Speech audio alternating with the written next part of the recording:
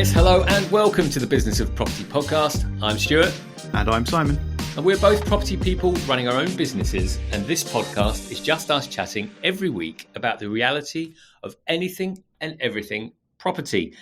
Before we kick off today, please do join our email subscriber list. It's really easy to do. There'll be a link in the show notes of whatever platform you're listening on. And you can also go via thebusinessofproperty.com. So just click on the link. Put in your details, really easy, and we'll send you all of the resources that we talk about. And that is pertinent today because we are going to talk about a couple of charts that we've read. We're not going to necessarily go into them in detail, but if you want to look at the data we're looking at, join the email subscriber list, and then you can see exactly what it is that we're looking at. And what we are talking about today, because what has become apparent, Simon, is that we are moving into that period of time where it looks as though property prices are at least going to plateau. Many saying prices are going to drop.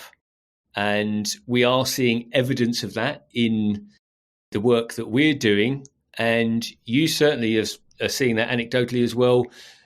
Firstly, through an auction house that sent you an email. Yep, indeed. I have for a while seen in the data that house prices are definitely... Well, they definitely stopped going up. And then there was a sign that certainly the agreed sale prices have been coming down. And I had thought that this was going slowly, as in the hot market cooled and sort of plateaued and then started to reduce a bit in pricing. And I thought that it would probably just be a gentle, gradual decrease over the next maybe 6 months, maybe a year, maybe a couple of years, however long it takes to sort of work through the market. And I try not to do predictions. I try to look at data right up to the current time and sort of say what's happening now rather than predict things. But my sort of view on that sort of fairly mild prediction has definitely changed in the last week, really. I've seen a number of things that have influenced my opinion. And now I am a bit concerned that we might be looking at a much more rapid decrease in pricing. The email you mentioned is one part in that sort of changing of my opinion. Now, I am on the mailing list for a number of different auction houses, and they send out their catalogues by email, and then they have their auction and they shout about their results. And all those sorts of things. And some of the emails that they send, quite often, just leading up to an auction, are last-minute reductions in guide prices. And there's normally one or two properties in these emails, maybe half a dozen in a bigger email, saying these properties have been reduced pre-auction, get you excited about looking at them. But this email that I received this week contained tens and tens of lots that had all been reduced. I haven't been through and counted them, but I mean, it's a big auction with a couple of hundred lots in it. And it could be that there's even 100 lots there in this list of reduced guide prices pre-auction. And I've never seen a list this big before. So I think that's a real warning sign that there's a much more dramatic price reduction going on than I had previously realised or expected. Yeah, and as you say, it's not just coming from one source, it's coming from multiples. So we have been active in the market for, the last several months in terms of looking to buy. And we've had offers on properties that were previously rejected and lower offers on asking prices. So let's say, we were offering 10% lower. So we had offers accepted at a level which we then said, actually, to rephrase that, it was that we had put in offers that were previously rejected, that the vendor then came back and said, "Okay, we'll now accept that offer," which we said no. We when they came back to us, we said we're not going to move forward with that. I'm now having agents come back to me and saying, "Look, those prices that the vendor was willing to accept, they're now dropping that. They're now dropping that by another 5%. So could you be interested again?" So it's definitely a reality. Yeah, so the vendors have sort of shifted from sitting back and waiting for the multiple offers and above asking to roll in, and now they're actually proactively reducing and saying, to the agents, please go out to your potential buyers and put out that this property is available at reduced prices. So yeah, it's a big shift, and I think it's happened relatively fast. I mean, we've been talking about it sort of on and off for 6 months or so, but it feels like that just in the last few weeks it seems to have snowballed a bit. I don't know if it's because there's more press about these sorts of things, or whether it really is actually changing a bit more rapidly. Well, that's the $1 million question, isn't it? Is what feeds this direction of travel? Because we know that the mainstream media, I've seen it in the Telegraph, in other big broadsheet papers and tabloids, where pick a number, 10% or 30% is the drop that they're mentioning, and obviously that gets into people's psyche. But even a week ago, I hadn't necessarily seen that start to come through in actual behaviours. And the agents I've spoken with, and I've asked a few of them, like, how is activity? And they're like, yeah, activity's been normal. But even this week, and the week of recording, that seems to have changed. And we know we're in the run into Christmas, as we said before. But I am getting that sense. And is it the fact that people are going, oh, no, we do need to batten down the hatches? And unfortunately, the challenge that we've got is multi-pointed, because what everyone's talking about is inflation, utility costs, and the big one being the interest rates as well on top of that. And to that end, we were looking at a chart, and as mentioned, if you do subscribe to our email group, our little Bop tribe, then we'll make sure that you get to see all of these things that we're talking about. But the chart we looked at, although Simon and I both agree it's not labelled particularly well, and you have to do a lot of work to try and get to what you think is the data. But what is really interesting is that it shows, the graph plots the average house price against the average variable mortgage rate. And typically, so for example, when the mortgage rates back in the late 80s, so it goes back to 1989, were somewhere around 15%, the average house price was about £50,000. And, it plots that so all the way down to the 2%. And actually we can see when the rates are 2%, the average house price is somewhere around the 250.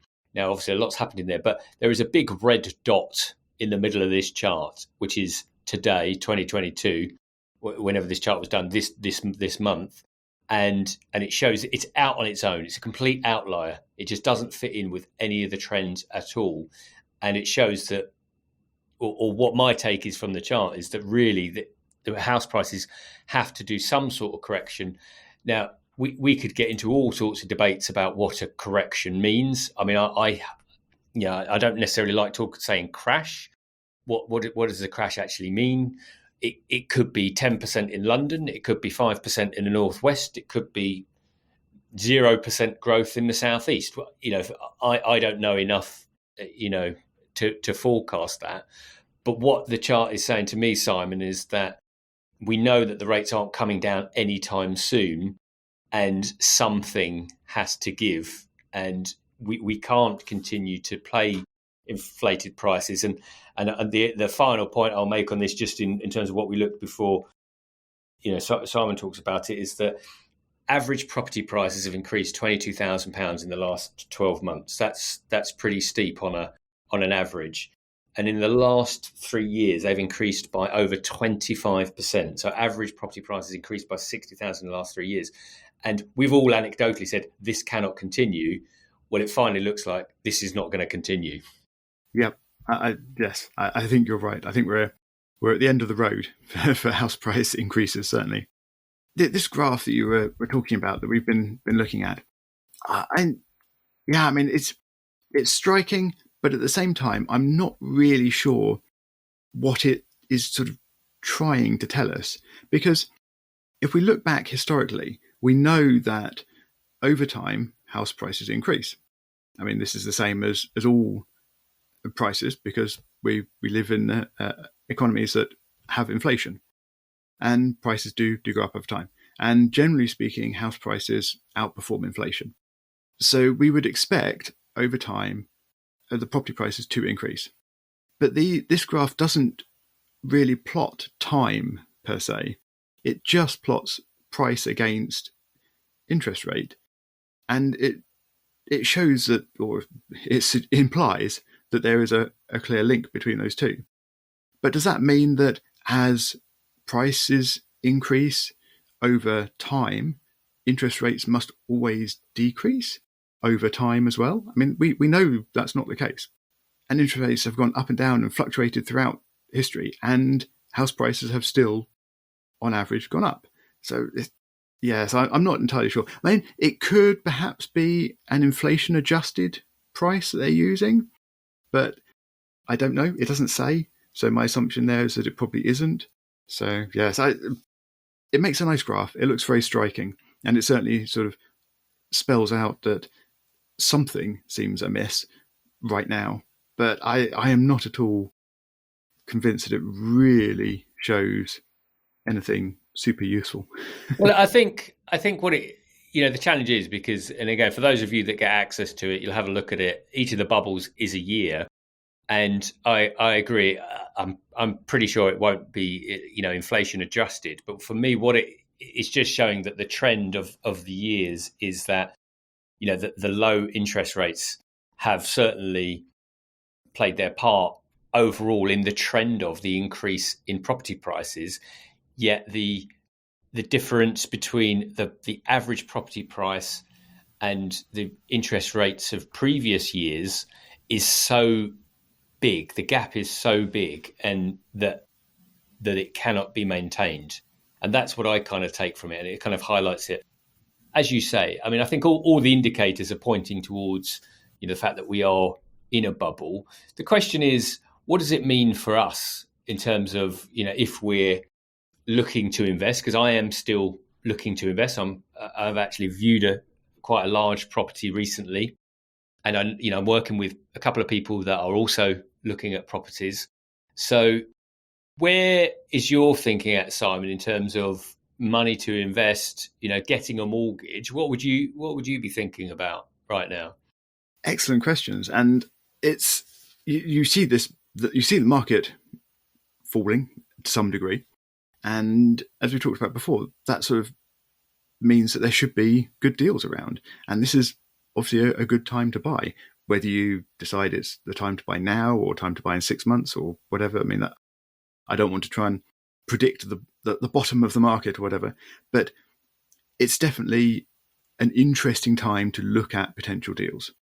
For me personally, I had a deposit, well, most of a deposit, sort of on standby for a property purchase, as in an extra one beyond the one that I've just recently purchased.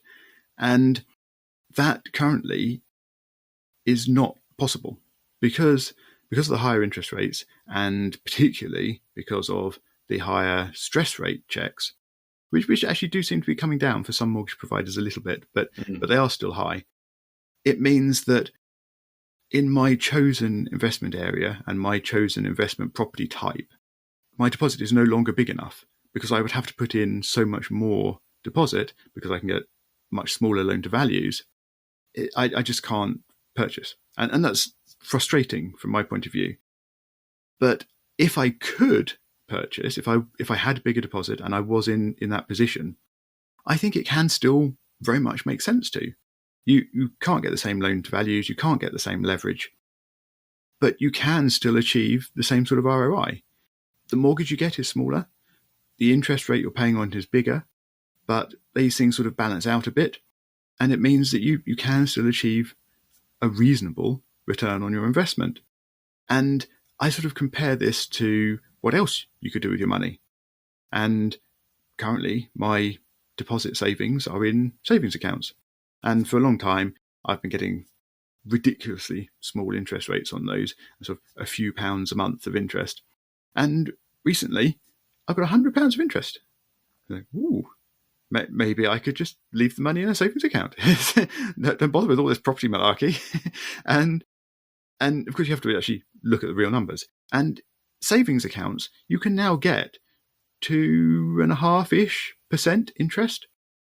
And the sort of property investments that I'm looking at, I would be generally looking at relatively low return on investment because I would also be factoring in some capital growth. So the sort of return on investments I'd be looking at for properties would be between 3 and 4% typically. So that savings interest rate is not very far off what I would be looking at for a property investment. So I think property can still achieve those sort of returns on investment. And I think it would still work out as the better investment for me if I had enough deposit for my chosen property purchase type. But yeah, it's no longer as compelling as it was a few months ago, just sort of comparing it to savings. Yeah, well, I think that's clearly the case, is that because actually if you're getting 2.5% and you're doing very little, in fact, nothing, and you could buy a property and let's say get 3.5%, 4%, well, my view is that 3.5%, 4% is probably going to be less because you're probably going to have to put a little bit of money in. There's going to be some maintenance. There's going to be something. So actually, there's always going to be a bit of pain in the first year or two as well. So there is an argument. But the question always comes back to, the inflationary pressure on cash that's just sat in the bank. And that kind of brings me back around to, well, okay, where are we in the market? And do I just sit back? And, something that you and I have said throughout this podcast since the day we started it is that we typically would look at investments. If the numbers stack up, we would still do it. All I say now is that, those numbers are more challenging to work because of the things you've just mentioned, stress tests and everything else. But the market is changing. The mortgage market is changing again because even this morning I had a couple of emails, but they were individual products, i.e. not for limited companies. But there was one product for 3.09%. That was a 65% loan to value. And there was one that was not much more than that. I think it was 3.19 actually, 3.19% on a 75% loan to value, which tells me the banks are getting keen again, which makes me feel a bit happier. But then I think, okay, we're heading towards the end of this year. Lots of people are reducing, and the big question is how much a property price is going to reduce by. Obviously, if you or I knew that question, we'd probably be doing this podcast from somewhere in Barbados. Yeah, sadly not yet. So for the first time, it's not that so again, I am actively looking and I'm thinking about an offer, but the property I'm looking at is quite big. It's a 7-figure property. So I've got to do a lot of drawing on the back of a fag packet, speaking to investors, working out how we'd actually do that. But already my valuation of that has changed in terms of what I would offer. So I had a number in my head, and there is a guide price which hasn't changed. But I'm now thinking, if we leave it a couple more weeks, maybe that the market persuades the vendor that their current asking price isn't really realistic. The challenge I've got, and this would be different for those that are buying empty properties, is that it's already rented. So there is an existing yield, there is an existing revenue stream. And so this again feeds into how we think about what we're buying, because if we're already buying a property that has got circa a 10% gross yield, do I factor in the fact that, okay, we might take a bit of a hit on the property price, so we buy it and then the price drops by 5%, but does that matter to me, and should that matter to me in 10 years time? I don't think it will, but it does mean I had to think about the offer, because obviously we don't want to start buying properties for more than what we would consider the market rate. And the email you've seen, the messages I'm getting from agents, those that are transparent enough to talk about it, because obviously they want to sell for the highest buck, get biggest bang for their buck as well, means that for the first time I'm just going to slow down. But that just means probably rather than put an offer straight in, we might just wait a week or two just to get a better look at the market. Could we lose a property by doing that? Possibly. But I think we'd rather, we all want to buy things at what we consider the right price. And we wouldn't just want to buy a property that then does drop in value. But equally, if we're buying something for minimum 10 years, which is what we are, I'm not going to lose too much sleep over it. Yeah. Buying a property that's got an existing income attached to it, existing yield, rental, profit, whatever, makes me think, why is that person wanting to sell that property?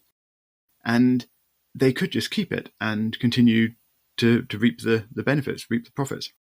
But for some reason, they've decided that they want to sell it, and they must know that the market is harder now than it was some months ago, and they still want to sell it. I think you said before that this is a property that needs some work. So presumably the current owner doesn't want to do that work, or they want to put the cash somewhere else, or they have some other plan for that they think they can do better than the current yield effectively. So I think that sort of devalues the value of that yield. And I think in the current market, yeah, I think you're right to be more hesitant and see if the vendor will sort of consider lower things. I would definitely be looking for much bigger reductions now than I was just a few weeks ago. So yeah, it'll be interesting to see how it pans out. So when you talk about looking for bigger reductions, what would you be speaking to agents and asking them about what they think the wriggle room is on a guide price if you're really interested? Well, right now I'm not speaking to any agents at all because I don't want to be suggesting something that I can't go through with. But if I were, then yes, I would definitely be trying to find out what the space for manoeuvring is in the pricing, because it's clearly not the same market it was some months ago, and I think everyone has to expect to adjust to that. I mean, just look at those auction listings that we mentioned at the beginning. There are lots and lots of people waking up to the fact that they've got to sell things for less. And related to those auction listings, I mean, that was sort of reductions pre-auction. But there have been other recent auctions that have just not sold an awful lot of their lots because the reserve prices were clearly set too high and they just couldn't sell. And I'm very much looking forward to receiving the auction update emails from EIG and seeing what the actual sort of overall results have been for the most recent auctions, and whether the sale rates have really dropped that much. But I think I've seen a couple of people sort of mention anecdotally that there have been some auctions that normally sell 80% of their lots, and in the last few weeks have only sold 40% of their lots because people just haven't quite adjusted fast enough to the buyers. And it'll be very interesting to see how quickly and how sharply that trickles through to the new listing prices for auctions and indeed listing prices for other things as well. Yeah, and the final chart that we've got, and we'll share with those that sign up to the list, is about basically the headline is that by the end of 2023, 50% of UK mortgages will have rolled onto their higher rates. Now, my view on this, if I think about the theme of potentially this episode, is what do we do? Do we do it now? Do we wait? My view on that one is, well, the challenge you've got is if you think the market might be flooded with properties, which it might be, but there'll be people that come off their current rates. I guess the argument there is, well, when they come off those rates, that they may be surprised, but we don't know what they're currently on. But in a year's time, the market could have changed quite dramatically again. I mean, we only need to look at the last 4 months to see how quickly things can change. I mean, the fact that, the Bank of England interest rate increased by 0.75%, which was the highest in 10 years.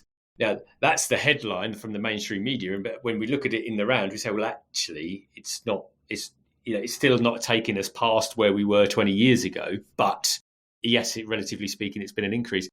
And this time next year, we don't know what's going to happen. So that kind of stat, I think it's one of those that looks really good in the news. And it's like, oh, well, we're going to get lots of properties because there is a lot going on.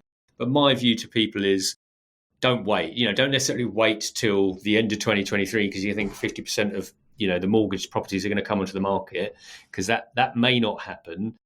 Interest rates, I'm pretty sure, will have stabilized. Hopefully next year we'll just have a stable year where people are not so antsy in the market. And that will mean that waiting for them and the price reductions may not necessarily appear. So yes, by all means, take your time and watch the market. That's what I'm doing right now, is just watching but staying in contact with people like Simon's, getting emails. I'm speaking with agents. It's just make sure you've got a feel for it. I know someone that's just bought a very large residential property. Now there is an argument to say, well, why didn't that person just hold out for a couple of months? Well, guess what? Because there are other people viewing the property. And could that property drop in value in the next few months? It could, but he was buying a residential property that's for that person to live in, and that person's going to be happy with that price and is intending to live there for 20 years. So I guess that's what we're saying, is just be balanced about it. Don't just sit back on the sidelines and wait because you think the market's going to drop by 10%, because that's not what we're going to do. But equally, make sure you're running the numbers, staying in touch with people, because you don't want to buy something for 250,000 that might be worth 225, because that wouldn't make sense. I don't think there's going to be a huge rush of repossessed properties coming onto the market. I don't think the banks or the government will let that happen. I have no idea how they will find ways to prevent it, but I don't think it will be allowed to happen. However, I do think that people, us, everyone, investors and others, have got very used to cheap debt, and there is going to need to be an economic, societal sort of adjustment away from that. And quite how sharp that is, or what it looks like, I don't know. We'll have to wait and see. But I think the next year or however long is actually going to be quite difficult for a lot of people. But that doesn't mean that you can't find and take advantage of a good investment property at the moment. So as long as you have the rent actually covering your costs, then maybe you'll lose something on the value of the property while it goes through a dip and then recovers. As long as you're keeping it through that, it doesn't really matter that much. It is really about maintaining the day-to-day cash flow of the property. As long as it does that, I think the investments can still work and still make sense. And that's right. And I think that's always a good message to finish on, which is, as investors, is that if it makes sense, we can make the investment. And in many ways, we have to put to one side the noise that is going on around us and really just dig down into the immediate data that we're looking at. Of course, some would argue if there's a 30% drop in house prices, why would we invest? But again, we've got to put all our factors into play. Current market prices, where they've come from. Does the investment make sense? Does it yield as well as we can? Will the rental stay as it should? In which case, the property investment should work.